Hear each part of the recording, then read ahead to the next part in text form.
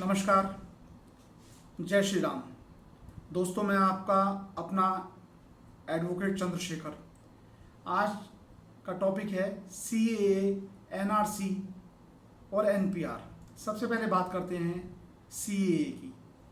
CAA का मतलब है सिटीजनशिप अमेंडमेंट एक्ट, जो 11 दिसंबर 2019 को कानून बन गया है। संसद के दोनों सदनों से पारित होकर राष्ट्रपति जी से हस्ताक्षरित होकर कानून बन गया है। ये एक्ट है क्या ये किसी की नागरिकता छीनता है? नहीं, ये एक्ट नागरिकता छीनने का नहीं, ये एक्ट जो है नागरिकता देने का है। किस किस को नागरिकता मिलेगी? नागरिकता मिलेगी हिंदू, सिख, बौद्ध, पारसी, क्रिश्चियन, जैन, जो अफगानिस्तान, पाकिस्तान और बांग्लादेश से हैं, क्योंकि वहाँ पे वो प्रताड़ित हो रहे हैं। उनको नागरिकता देने का प्रावधान दिया गया है। कुछ जो लोग इन देशों के हिंदू, सिख, पारसी, क्रिश्चियन, जैन और बौद्ध पिछले 1 साल या 6 साल से भारत में रह रहे हैं, वो नागरिकता के लिए आवेदन कर सकते हैं, या जो वहाँ पे प्रताड़ित हैं वो भी नागरिकता के लिए आवेदन कर सकते हैं। तो ये भ्रम फैलाया गया विपक्ष के द्वारा धरने हुए शाहीन बाग जैसे कि ये एक्ट हमारी नागरिकता छीन लेगा। ये एक्ट नागरिकता छीनने वाला नहीं है। ये सबको क्लियर है। जो भी विपक्षी पार्टियां, जो नेता हैं, उन सबको मालूम है ये एक्ट क्या है, पर केवल क्या है, अराजकता फैलानी है, तो इसलिए ये सब चीज़ उन्हें करने में मजा आता है। दूसरा है NPR। NPR 2010 में लागू हुआ। इसका मतलब है नेशनल पॉपुलेशन रजिस्टर। इसका कार्य है कि अपने देश के जो रह रहे हैं लोग, उनका एक डेटाबेस तैयार करना, उसको डेमोग्राफिकली और उसका बायोमेट्रिक डेटा तैयार करना। कोई आदमी कितने समय से कहाँ पे रह रहा है, उसका स्टेटस क्या है, एक तरीके से अपने देश के नागरिकों के बारे में जानकारी हासिल करना, जिससे उनकी ज़रूरत के हिसाब से क्या आगे कर सकते हैं डेवलपमेंट, वो देखा जाए, वो सोचा जाए, वो करा जाए, उसका क्रियान्वयन हो। NPR का केवल इतना काम है।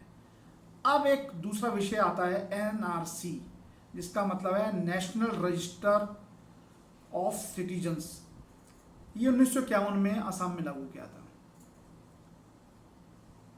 फिर 25 मार्च 1971 इसमें जोड़ा गया। 25 मार्च 1971 से पहले जो लोग असम में रह रहे थे, उनको नागरिक मान लिया जाएगा।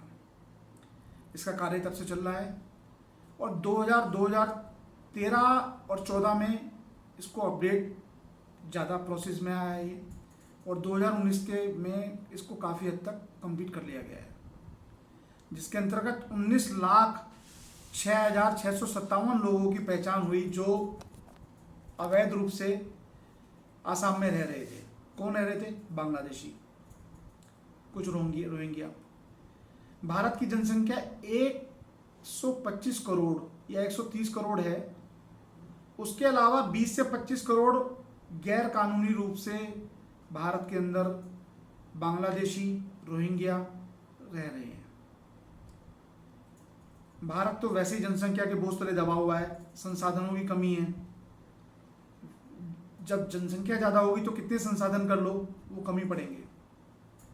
तो उसके ऊपर जो गैर कानूनी रूप से रह रहे हैं, वो उसके ऊपर और बट्टा लगा देते हैं कि जो हमारे देश के हिंदू, मुस्लिम, सिख, ईसाई जो हैं रहने वाले लोग हैं, उनको ज़रूरत के हिसाब से जो उनकी ज़रूरतें हैं, उनका विकास, सर्वांगीण विकास के लिए जो आवश्यकता है सरकार पूरी करना चाहती है, उनके हक को दूसरे लोग लूट लेते हैं जो एडिशनली बोझ बने हुए हैं। तो उनको पहचान करके उनको डिपोर्ट करने का प्रक्रिया को NRC कहा जाता है। अब NRC केवल असम में लागू हुआ है, धीरे धीरे पूरे देश में लागू होगा। हालांकि अभी इसके ऊपर कानून नहीं बना है। उम्मीद करता हूँ जल्दी ही कानून बनेगा। क्या क्या डॉक्यूमेंट्स चाहिए हैं NRC में? 25 मार्च 1971 से पहले का इलेक्ट्रोल रोल के अंदर नाम होना चाहिए। 1951 के NRC में नाम होना चाहिए, या फिर रेंट एग्रीमेंट होना चाहिए, पासपोर्ट होना चाहिए पहले का आपसे, रिफ्यूजी सर्टिफिकेट होना चाहिए, बैंक या LIC का पेपर होने चाहिए, लैंड पेपर्स होने चाहिए, भूमि के दस्तावेज हो, कोई बोर्ड या यूनिवर्सिटी के सर्टिफिकेट्स हों, बर्थ सर्टिफिकेट हो पहले का, 1971 से पहले का, राशन कार्ड हो, ये होने चाहिए। नहीं तो आप भारत के अवैध नागरिक माने जाएंगे अगर आपके पास नहीं है। इसी बात के ऊपर शोर मचाया हुआ है विपक्ष ने खामा खा का कि एनआरसी गलत है। एनआरसी बिल्कुल ज़रूरी है, एनआरसी जरूर होना चाहिए, जिससे कि हमारे देश के वासियों के, हम जो देश में रह रहे हैं हमारे भारतवर्ष में, उनका सर्वांगीण विकास के लिए सरकार बेहतरी से कार्य कर पाए।